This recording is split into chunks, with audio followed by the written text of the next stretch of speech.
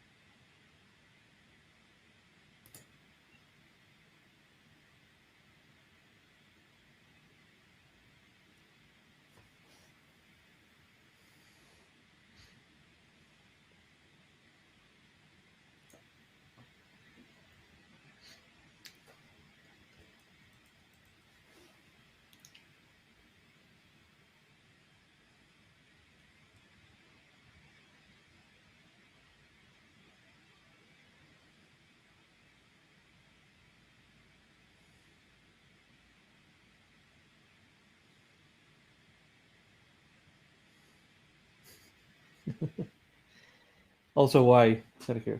Why? Why am I doing this on a Friday afternoon? Right?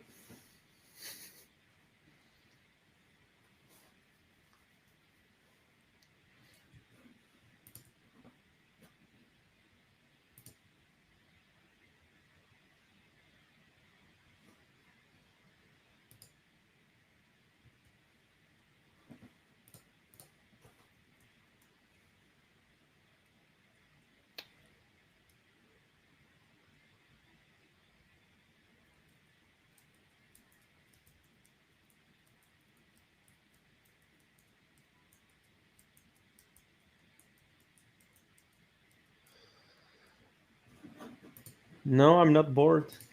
I'm actually excited. And I have some free time.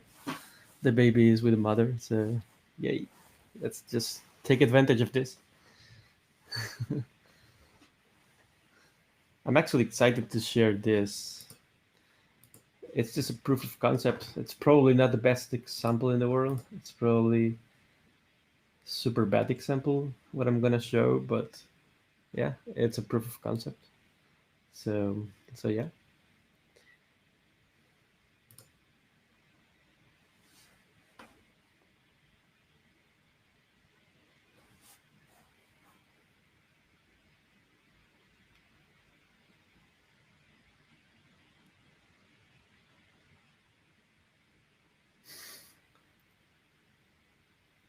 Now, who are you, Jonas?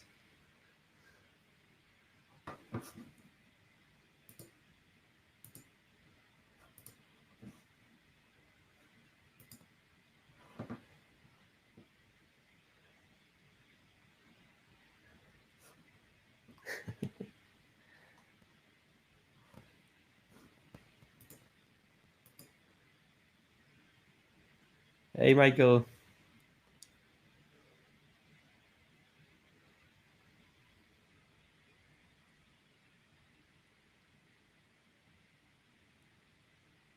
All right. Think I'm gonna think I'm gonna start sharing what I have here.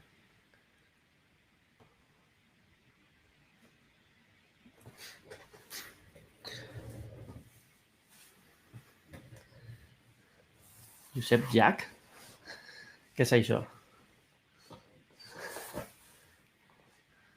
Who's Joseph Jack? This chat is full of trolls today. I can see Friday mood kicking in.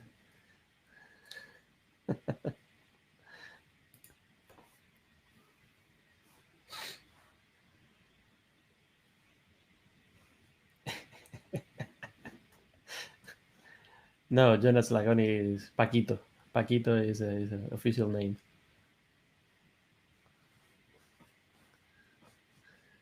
Paquito Lagoni.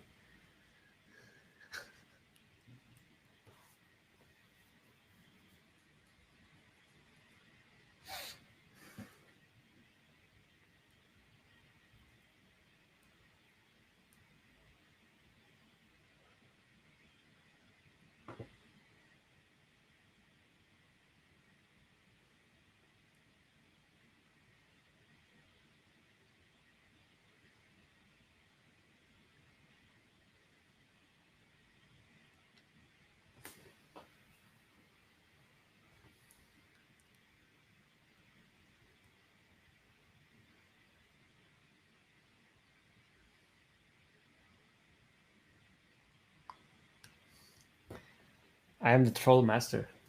You know it. Well, after Ukesh, of course.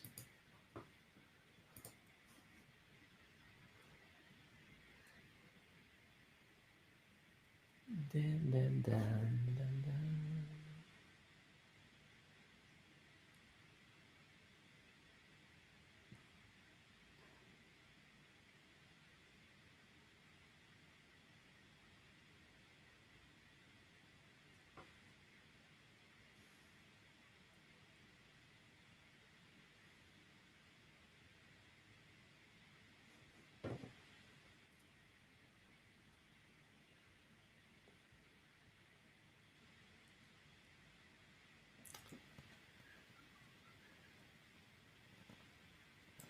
All right.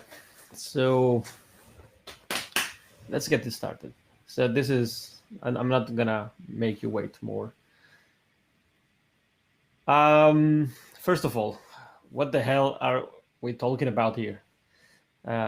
So those who are following AsyncAPI lately in the last months, we have a roadmap which I'm gonna take the opportunity to share right now on the chat.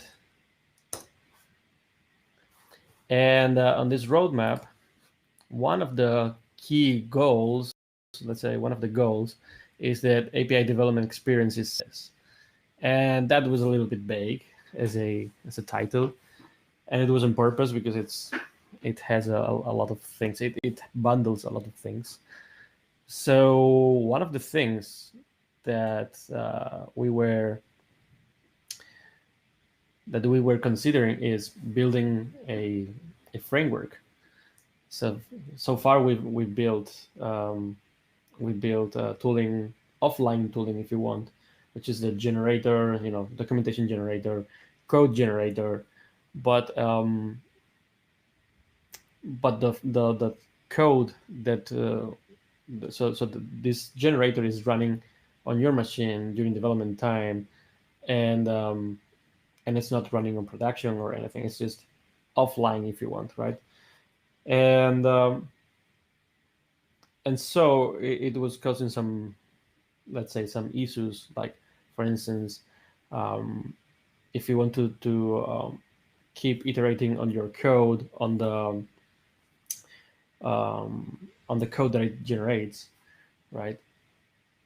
It becomes a little bit problematic or confusing because people think, okay, so generator is just for bootstrapping the initial shape of the code, and then over time, if I change the AsyncAPI file, I can't go back and regenerate again because it's going to remove all the stuff that I have, which is not true because we have mechanisms in place to avoid that. Like, for instance, one of them is integration with Git. So if you're using Git, it will just alert you that you have some unstaged changes that you might lose, and so it will not generate the code. And so it forces you to commit your changes before you run generator. But even so, it generates a lot of code that is not really helpful for the end user, for the developer, which is bootstrapping code. Like, for instance, in the case of the Java framework, the Java generator, it's using some Java frameworks, right? Like Spring Boot. No, it's a Spring Cloud Streams framework.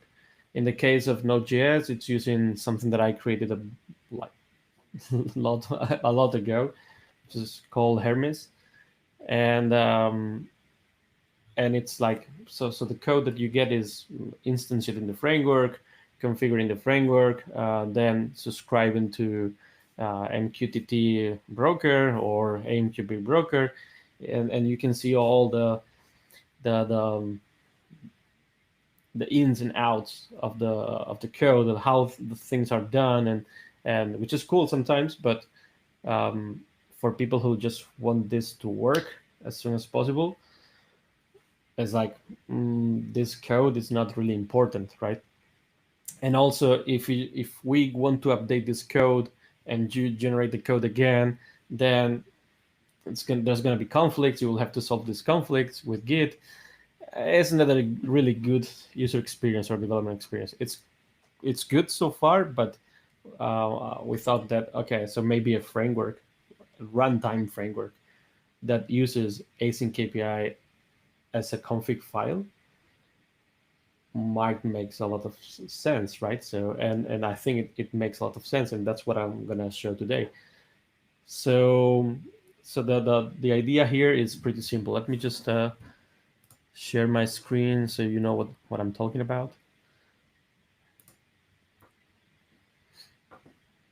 Okay, I hope you all can see my screen well. I'm gonna try to make it this larger. I think we can make it easier to read. Yeah, must be good. Cool. So is the font size good enough like this? Can someone confirm? I think I can see it well, but I'm only seeing this small picture. So yeah. Anyway, if it's not big enough, just let me know. So what I have here is an example of a project that I just created using the framework, the proof of concept of the framework. Take this into account. This is just a proof of concept. And one thing that I wanted to explain is the folder structure that you see here. So in the initial idea, what I had in mind is something as simple as we have a package.json in the case of Node.js. This proof of concept is in Node.js, but we'll create it also in Java. So you'll have the framework in both languages. But never mind. Thing is, you'll have the package.json here of your project. So package.json is example, just an example. By the way, I called the framework Glee for now, and I hope that this name is good, at least for now. That is a proof of concept. I like it. Let's see how it sticks. I think it's better than Fluffy Robot, maybe. Jonas knows what I'm talking about. So okay, so the initial idea was just a package.json and AsyncAPI file with whatever you have there, just your AsyncAPI file, and some functions, just some Node.js functions, each per, let's say, a function per file, no more than one function per file. Okay, so that will be the basics, right? That will be the basic setup.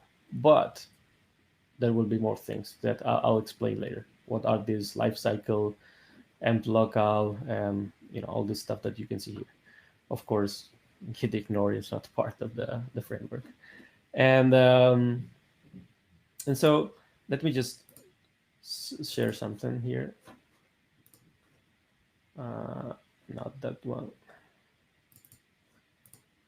Okay, so this is the classic example.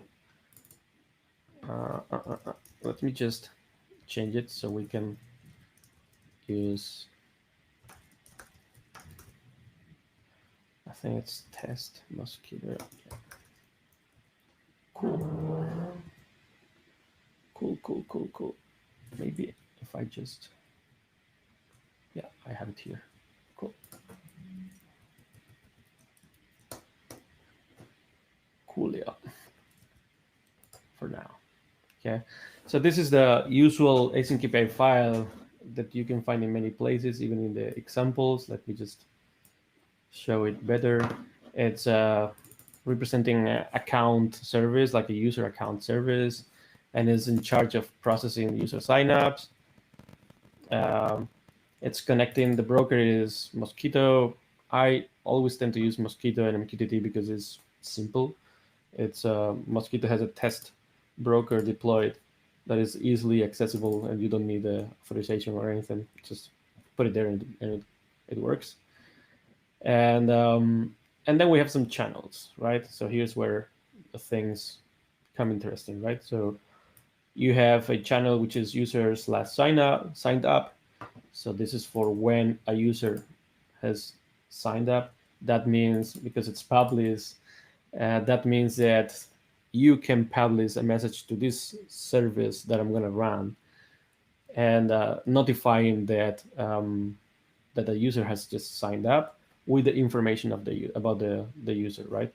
Which is here, and the payload is, it's an object. It's a JSON object with a display name property, which is a string, an email, which is a string as well, right? With a format email.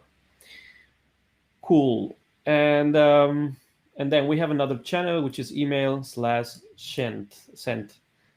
That means that because it's subscribed, that means that our service, what's going to do is going to receive a user signed up message. It's going to send an email. I'm not going to send an email for real. I'm just going to pretend that it sends an email. And then it's going to send a message back to the Mosquito broker saying that the email has been sent, right? The email has been sent with the following information, which is the email of the user and the timestamp, which is just the timestamp at which it was sent. Cool. And then we have something called server/announce, and this is just something that I created for the purpose of demoing life cycle events, those that you can find here. For now, I'm just gonna omit these ones. So just gonna put something here so it doesn't work. And let's just ignore server announce. Okay. So far what we have is user signed up and email sent. Cool. Okay, let's just run this server and see how it fails. See, it fails. Of course. Of course, yeah, sorry. So it says server WebSockets is not defined in your AsyncAPI file. I've been playing a little bit with WebSockets before this demo, and I forgot to change this thing here. So I'm just gonna comment this out and comment this one.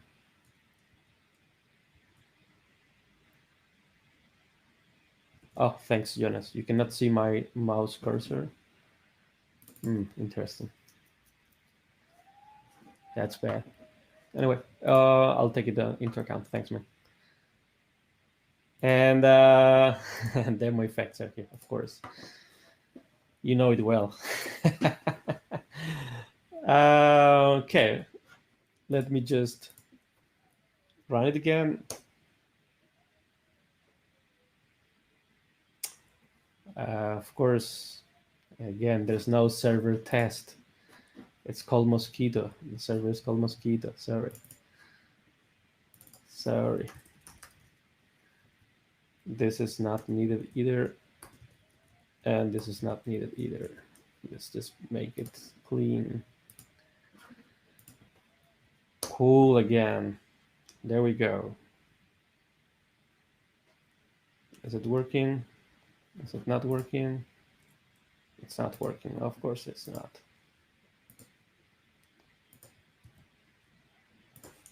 Let me just check.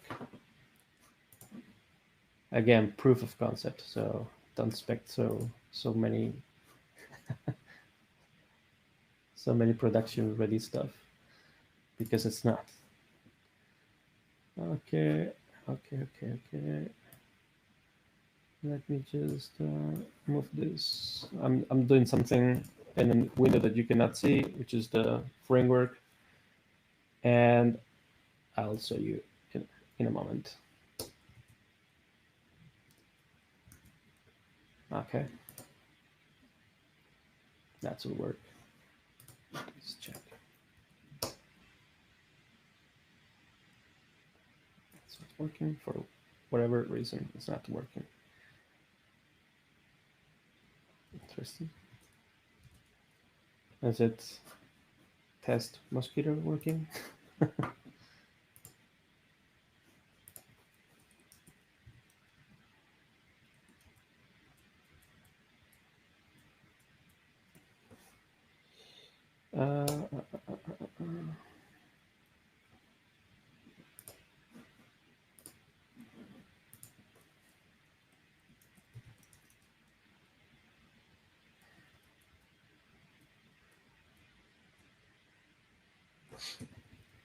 Let me check if I can make it work. So this is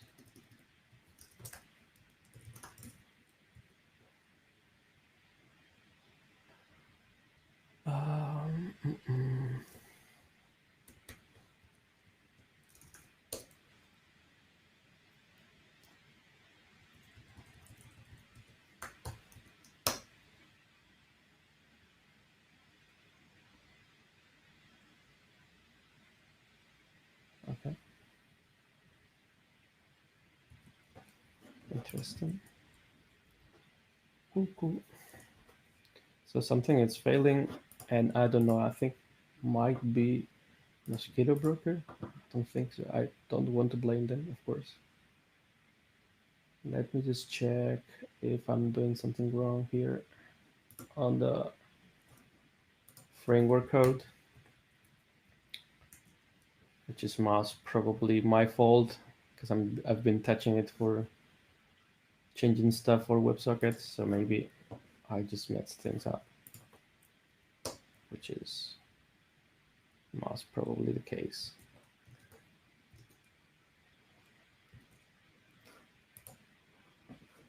Okay. Back to, oh, let me just check. Maybe, of course.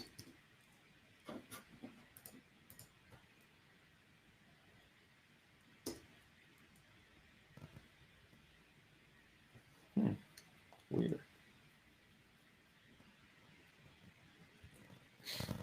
Interesting. It's failing. Anyway, let's, demo effect. Demo status of the demo is going like shit. I didn't promise any. I mean, I promised something cool. Not the demo cool. Not that the demo is cool, but it's something exciting, right? WebSockets. Let me just go back to WebSockets, which is what I got working right before the demo, and I'll check later what the hell is happening. Okay, so I'm changing WebSocket server. We're gonna spin up something on port 3005, and we're gonna use WebSockets, of course. And let me just check here. This needs to be changed as well. Cool. And let me just revert what I just did on the framework side that you couldn't see. Okay, so here we are. Okay, something is working. So the demo was prepared for MQTT, so please bear with me that I'm doing WebSockets demo, and maybe the example itself of an AsyncAPI file doesn't really it's not really like perfect for WebSockets, like this user signed up, this email sent, server announced. Could be, but it's not the usual case. And so you can see here, the code that I have on the left is just business logic code, and I have something here on the after start lifecycle after start. This is by convention. Okay, so this name is by convention, and the framework is going to look on a folder called lifecycle and a file called after start. This can be renamed afterwards as on connect or whatever. We'll see. So that code here on after start is going to be run after we connect to the server. And what's happening is, first of all, is it's going to run, it's going to log server started, and it's going to return send an array, channel, server announce, payload. You see an array of objects, right? So what is this? What is this? So I have something also on that you cannot see, but I'm gonna just share with you in a moment. And what's it called? I think it's index. No, localhost 5000. Where is it? No.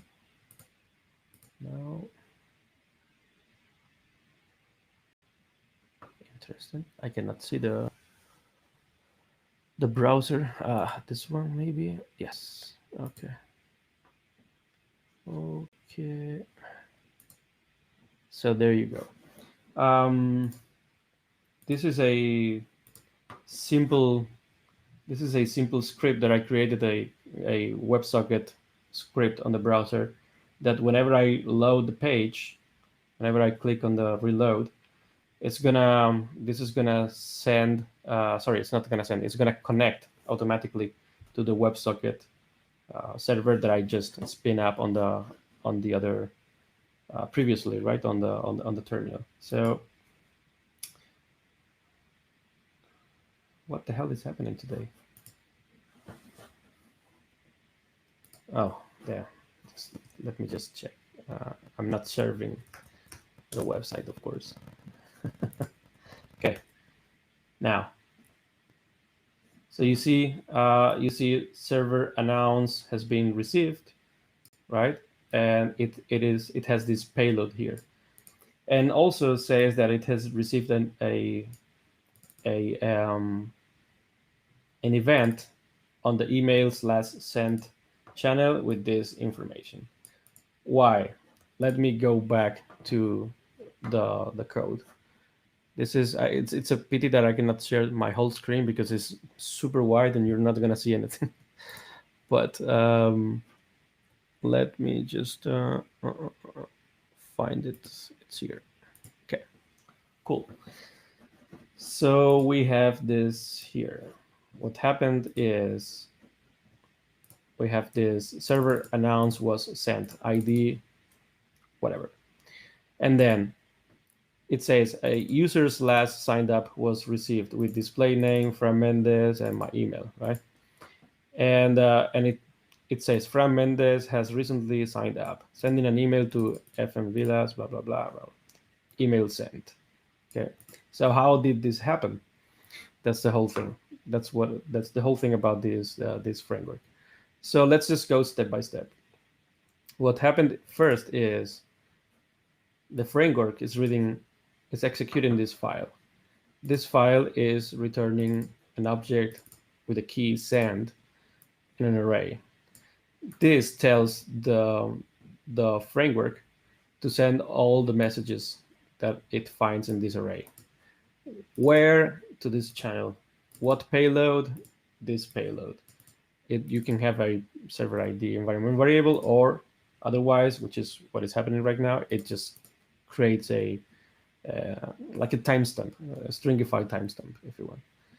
And of course, you could be adding here stuff like headers, blah blah blah, which is not part of the demo because it's WebSocket and it has no headers, so it's just channel and payload. Okay. Then the framework is going to do this when after the server just connects, right? When a client connects. When a client connects, it's going to send the server/announce message. Next thing, this index HTML file is the client that I created. It's using Socket.io, and it's just connecting to the URL that of the server, and it's logging any message that it receives. But importantly, is also automatically publishes or emits an event on the user/signed up topic or channel or event name with this payload. Okay, and that's why the server receives the email, receives the message, right, and executes a function, which is why is this happening? On the user signed up channel, we have publish operation, and the operation ID says go to functions on user signed up.js. I'm not sure we should be using operation ID here. Maybe it must be an extension or something. Again, this is a proof of concept, so bear with me. And when it receives a message, it's going to execute this function. This function is here, and it's just taking the user as an event payload and logging a message, which is the message here. It's a message on the terminal saying, Fran Mendez has recently signed up, sending an email, blah, blah, blah. Okay. And as a response or as a side effect, more than a response, this is a side effect, it's going to send another message to the email. To the channel email /send with a payload email user.email and the timestamp of this very moment, right? So as you can see, the flow of the whole thing is actually encoded into this kind of functions that just return a special signature if you want.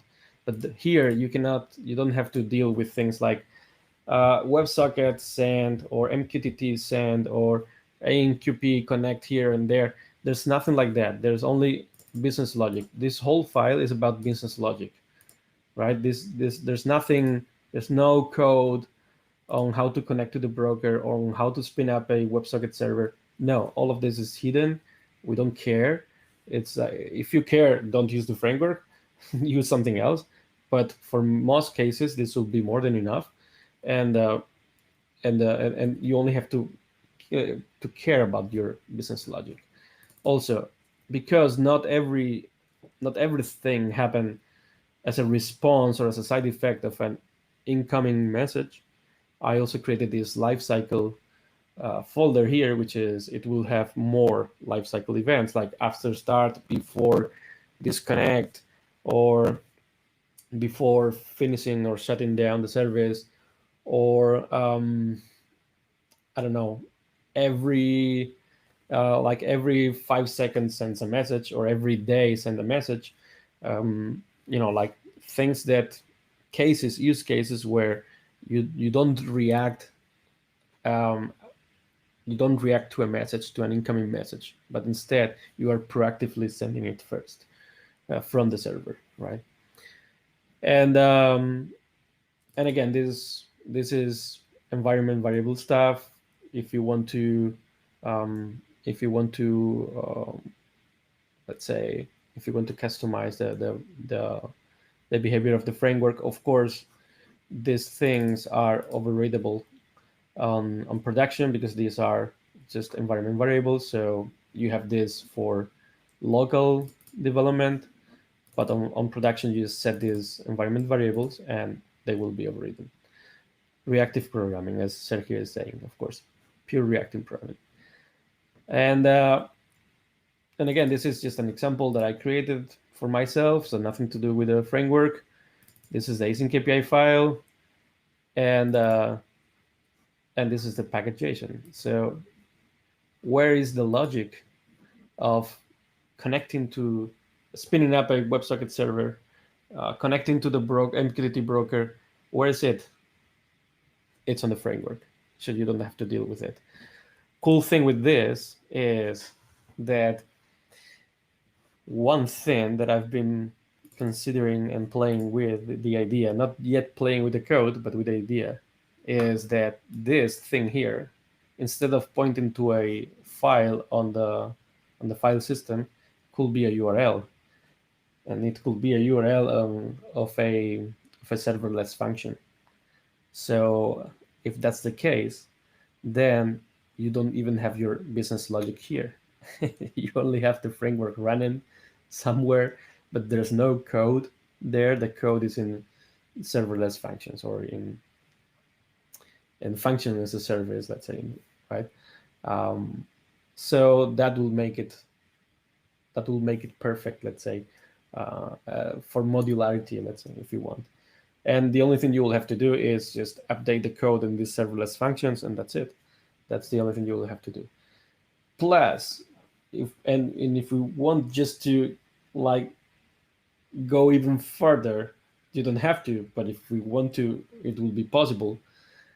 What happens here is that the AsyncAPI YAML doesn't also need to live here, if you think about it. Like the AsyncAPI file can be somewhere else in a repo, in some other repo.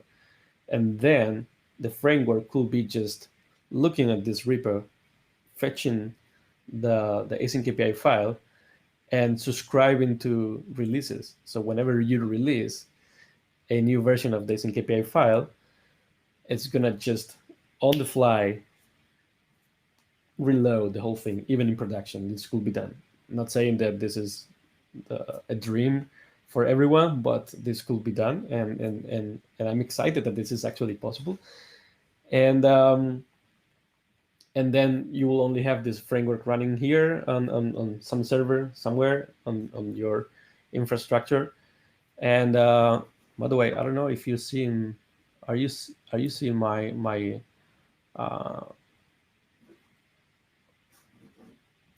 my Visual Studio Code, my code, or because the thing that I'm seeing is that you see my browser. I don't know. Anyway, let me just. This is weird because I did it actually. You see VS Code. I was seeing the browser here. I don't know why. Weird. Okay. Cool. So yeah, what I was saying is.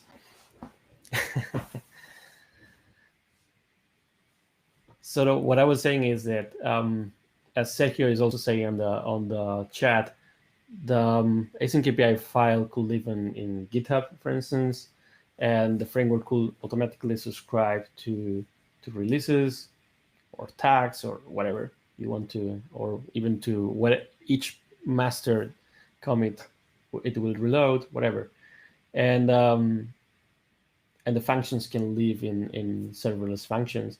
So everything will be completely decoupled, and your code is already running. It's already, let's say, written somewhere else, not here, right?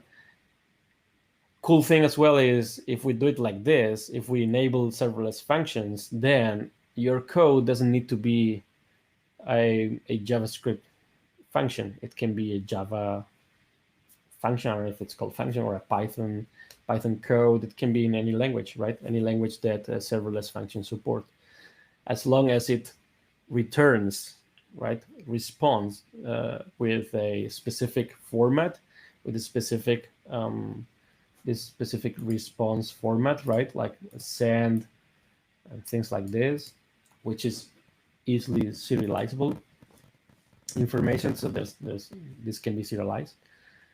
As long as you do it, then the frameworks will be able to understand it, right? So you could have C functions or C code running there. You can have Python, Java, whatever, JavaScript, TypeScript, whatever, right? So yeah.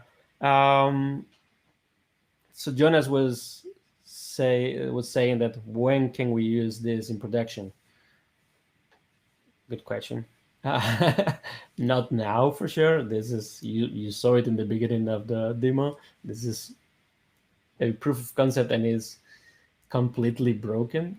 so don't expect so much from this.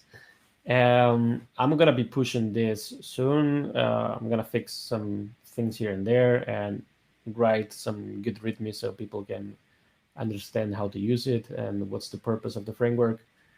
And I think this can actually enable some cool things like immediately, like just by creating an AsyncAPI, a simple AsyncAPI file on your computer or downloading it from an example, then it's just a CLI command, and it will just create all these folders and files for you, and you only have to write your business logic, right? One cool thing that I did in demo is that if I'm going back to, let's change this code here on the index.html on the client, right? And let me just add something here like display named d like this to make it something invalid. This field, sorry, not this one, it's here. this user signed up. Let's just add something, sign up, right? So this channel doesn't exist on the AsyncAPI YAML. So the framework, and I'm just gonna execute now the client on the browser.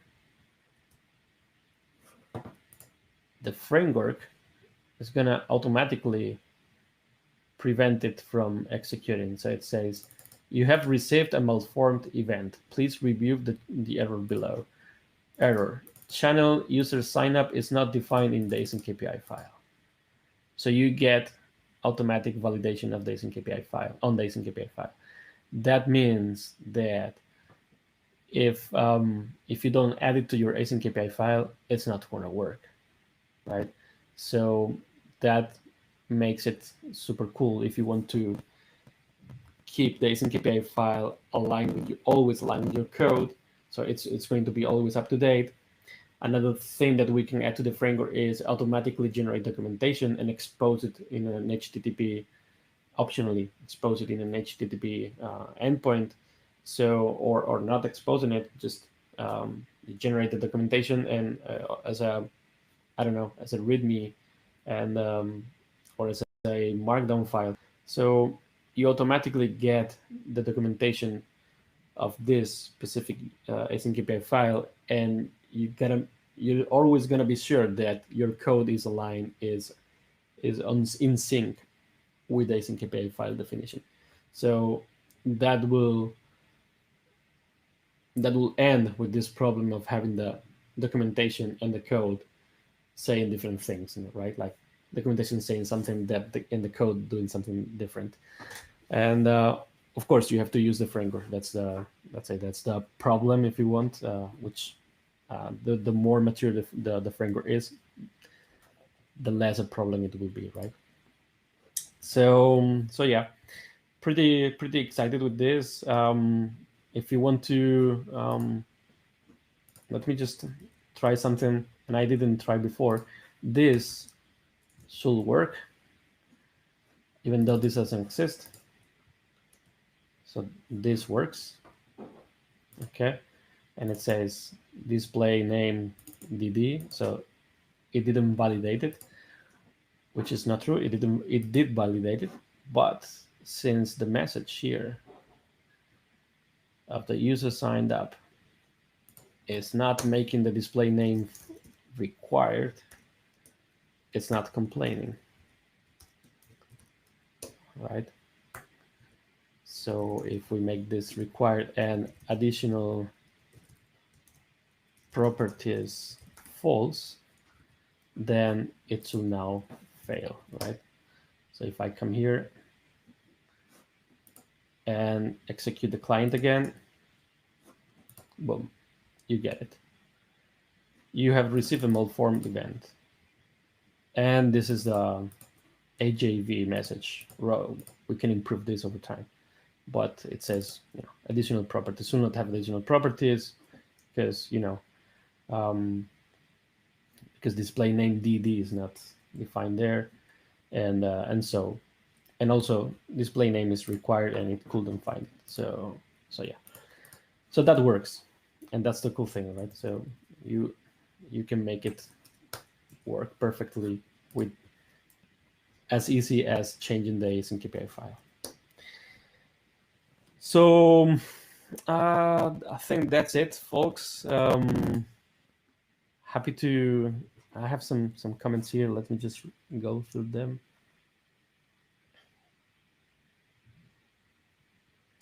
So Sergio is asking, how are we going to deal with different languages, right?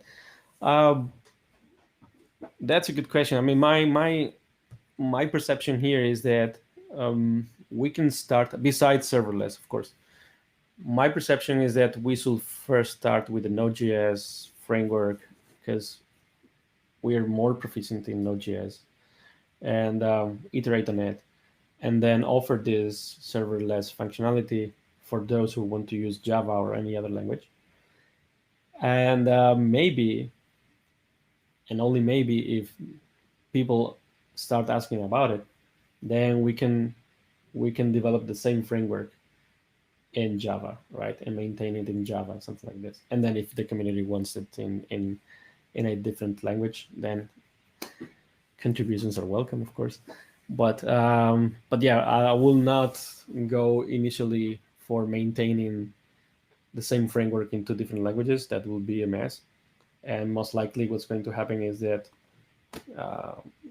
they're not going to be in sync.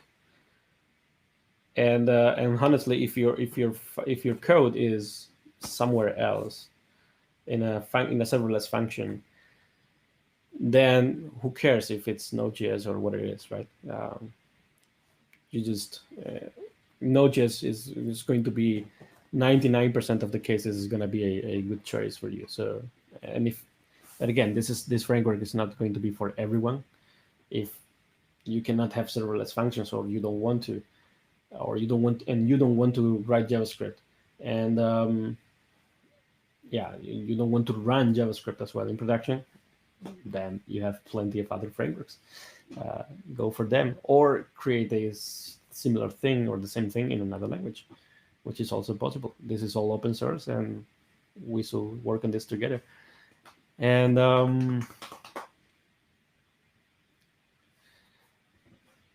so Jonas is asking, what's the timeline for moving from proof of concept to first commit?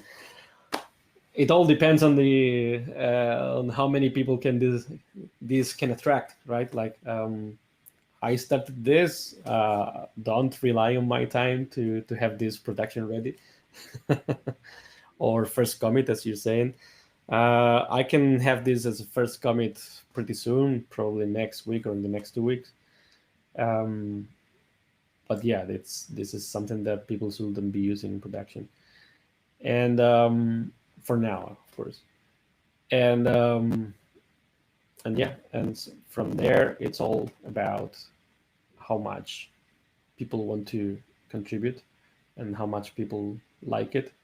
And I'll leave it up to you.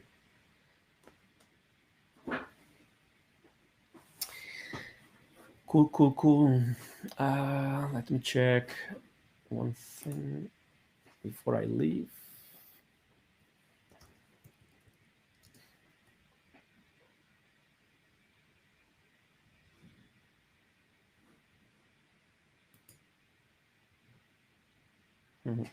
Okay.